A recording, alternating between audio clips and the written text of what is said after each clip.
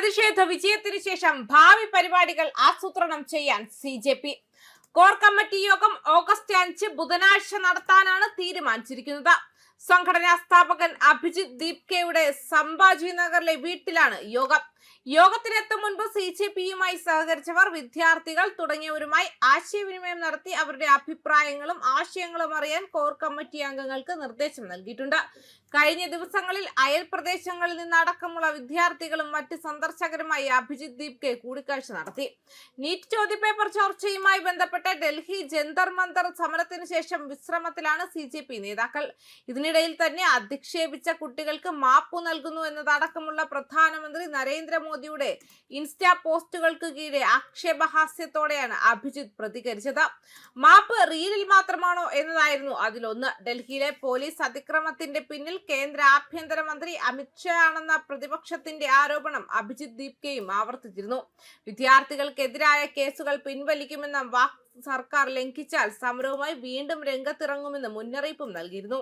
അതേസമയം കേന്ദ്ര വിദ്യാഭ്യാസ മന്ത്രി ധർമ്മേന്ദ്ര പ്രധാനെ രാജിവെക്കാൻ നിർബന്ധിതനാക്കിയ കോക്രോച്ച് ജനതാ പാർട്ടി പ്രസ്ഥാനത്തെക്കുറിച്ച് ആഴത്തിലുള്ള ഒരു കേസ് പഠനം നടത്താൻ രാഷ്ട്രീയ സ്വയം സേവക സംഘത്തിന്റെ joint general secretary Atul Limaye രാജ്യത്തെ യുവാക്കളോട് ആഹ്വാനം ചെയ്തു.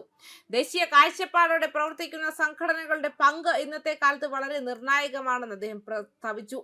മഹാരാഷ്ട്രയിലെ ഛത്രപതി സംഭാജി നഗറിൽ നടന്ന RSSന്റെ വിദ്യാർത്ഥി വിഭാഗമായ അഖില ഭാരതീയ വിദ്യാർത്ഥി പരിഷത്ത് പരിപാടിയിൽ വിദ്യാർത്ഥികളെ അഭിസംബോധന ചെയ്യവേ ജന്തർ മന്തറിൽ നടന്ന CJP പ്രതിഷേധത്തെ കുറിച്ച് അതുൽ ലിമായെ സംസാരിച്ചു.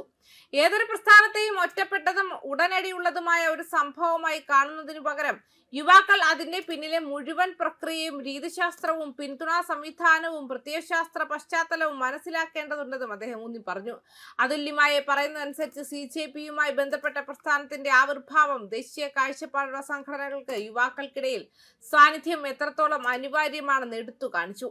ഈ പ്രസ്ഥാനത്തെ മനസ്സിലാക്കാൻ സംഭവങ്ങളുടെ ക്രമം, രീതിശാസ്ത്രം, പിന്തുണാ സംവിധാനങ്ങൾ, ശൃംഖലകൾ, നൂതന സമീപങ്ങൾ, അതിനെ നയിക്കുന്ന അടിസ്ഥാന പ്രത്യയശാസ്ത്രം എന്നിവ വസ്തുനിഷ്ഠമായി വിശകലനം ചെയ്യണമെന്നും അദ്ദേഹം ഊന്നി പറഞ്ഞു. സംഭവങ്ങളുടെ ക്രമത്തിലേക്ക് വെളിച്ചം വീശിക്കൊണ്ട് CJPയുടെ സ്ഥാപകനായ അഭിജിത്ത് ദീപ്കെയാണ് തുടക്കത്തിൽ ഈ സംരംഭം ഓൺലൈനായി ആരംഭിച്ചതെന്നും അദ്ദേഹം ചൂണ്ടിക്കാട്ടി. ആദ്യത്തെ 2-3 ദിവസങ്ങൾ ഇതിന് നല്ല പിന്തുണ ലഭിച്ചുവെന്നും അദ്ദേഹം ചൂണ്ടിക്കാട്ടി. ജൂൺ 6 ദീപ്കെ ഇന്ത്യയിലെത്തി ജൂൺ 7 പ്രസ്ഥാനം ആരംഭിച്ചതായി ലിമായെ പറഞ്ഞു. ജൂൺ 7 ജൂൺ 19 ഇടയിൽ രാജ്യത്തുടനീളമുള്ള നിരവധി നഗരങ്ങൾ സന്ദർശിച്ചെങ്കിലും പ്രതീക്ഷിച്ച നിലവാരത്തിലുള്ള പൊതുജന പിന്തുണ ദീപ്കെയ്ക്ക് ലഭിച്ചില്ലെന്ന് ലിമായെ പറഞ്ഞു. ജൂൺ 20 ഡൽഹിയിലെ ജന്തർ മന്തറിൽ കുത്തിയിരിപ്പ് സമരം ആരംഭിച്ചതോടെ പ്രസ്ഥാനത്തിന്റെ സ്വഭാവം നാടകീയമായി മാറാൻ തുടങ്ങിയെന്നും ചൂണ്ടിക്കാട്ടി. ഈ പരിവർത്തനം കൃത്യമായി എങ്ങനെ സംഭവിച്ചുവെന്നും അദ്ദേഹം ചോദിച്ചു. പ്രസ്താവനയുമായി ബന്ധപ്പെട്ട സ്ഥാപനങ്ങളുടെയും സംഘടനകളുടെയും വിശദമായ പട്ടിക പരിശോധിക്കുന്നതിലാണ് ഉത്തരം സ്ഥിതി ചെയ്യുന്നത്. ഇത് തിരശ്ശീലയ്ക്ക് പിന്നിൽ പ്രവർത്തിക്കുന്ന പിന്തുണാ സംവിധാനത്തിന്റെ പാടുകൾ വെളിപ്പെടുത്തുന്നുവെന്നും ലിമായെ പറഞ്ഞു.